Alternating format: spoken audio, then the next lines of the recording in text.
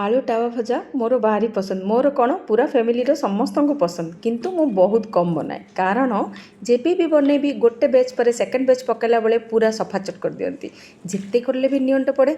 से मु प्राय बनाएनी, किंतु आज कौन करी पाग भी पूरा ठंडा ठंडा थिला, किंतु झीवर डिमांड थिला आलू टावा भजा, तो से करदेली।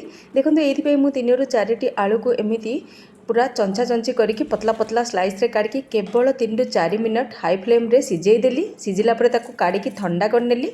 एपटे मुझे कौन करी गोटे अधा कप चाउल आगुरी बतरई ताकू किछि अदा रसुण जीरा धनिया देकी भल भाव में पूरा पेस्ट करके आनली।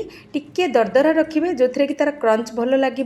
तापर से हलदी गुंड लंका गुंड टिके गरम मसला गुंड और टिके स्वाद अनुसार लुण देकी भल भाव में गोले देली। हाँ ये मन रखिए आलू सिझिला टाइम भी टिके लुण देते तो से तो ध्यान रे लुण देवे। तापर आपको भल भाव में मिसामिशी करनेली। सेपटे टावा गरम करनेली। से मुझे जो टावा पूरा गरम हो गला सब गुड़ा आलू को देदेली।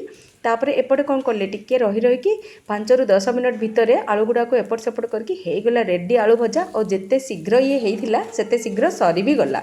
जदि आपड़ के ट्राए करना तो ट्राए तो निश्चय करूँ, बहुत ही टेस्टी बढ़िया लगे।